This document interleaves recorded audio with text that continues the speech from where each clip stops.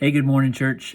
So grateful to be able to come and spend a few moments here with you talking about 1 Samuel chapter 3. This chapter is precious to me because when I first surrendered to a call to ministry as a teenager, this was where I went to understand how to respond to a call, to know what God was saying and how I should respond. So Samuel is one of those characters in the Bible I just love, and I'm so grateful to be able to share a couple of thoughts with you from this chapter. First thing I want to mention to you is to recognize what we learn about Samuel. Right in verse 1, we see him referred to as the boy. Now that means that he is between the ages of probably 12 and 14.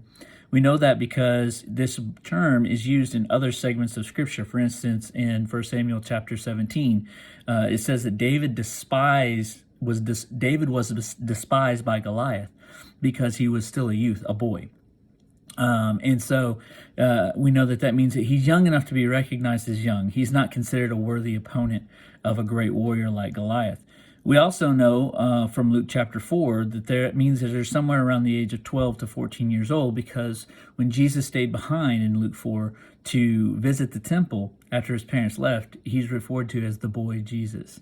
And so this gives us a snapshot of where Samuel is in his life. He's been doing this ministry in the temple to Eli for a long time now.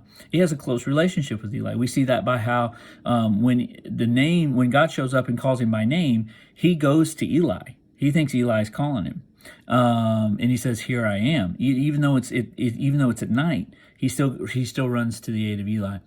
We see in verses 4, 6, and 8 that God calls Samuel by name. He says Samuel, and Samuel does this thing. He goes to Eli, and after the third time, Eli realizes it's got to be God calling you, because I'm not calling you, and you're not crazy. So somebody is calling you. So he says it's the Lord who is calling you, and the next time he calls you, say, "Speak, for your servant is listening." And so it's crazy what happens here next. God comes again, and he calls him Samuel. But listen to what happens in verse 10. It says, "And the Lord came and stood, calling as other times, Samuel, Samuel." Now, there's a couple of really important things here. Number one, the Lord came and stood. When the Lord comes and stands somewhere, God the Father doesn't stand anywhere. He's seated on the throne. Right?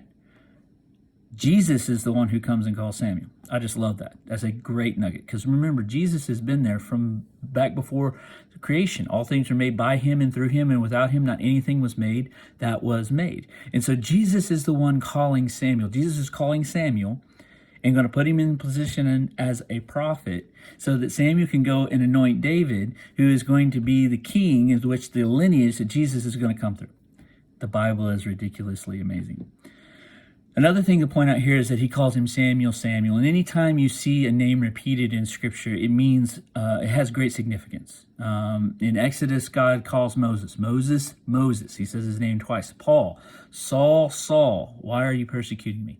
Whenever we see these names repeated, it's because God is trying to make sure they are paying attention. It's very important in Jewish culture. Samuel does exactly what Eli told him to do. He listens and he hears. He gets the prophecy that Eli is going to pay for the terrible things that his sons have done and that he's done. He's turned a blind eye to the treachery, and God is coming for him. He told him he would, and God always keeps his word. But we also learn something else about Samuel. Even though his ministry starts in extreme circumstances, listen to or pay attention to how the end of the chapter is. Verse 19, "And Samuel grew, and the Lord was with him, and let none of his words fall to the ground or fail. And in all of Israel, from Dan to Beersheba," that's the boundaries, the north and the south, "they all knew that Samuel was an established prophet of the Lord." Samuel was faithful to do what God called him to do, and because he was faithful to do what God called him to do, God establishes him as a prophet, and everybody knew it. And my encouragement to you this morning, I know this video is a little long, but my encouragement to you this morning is to think about this for a second.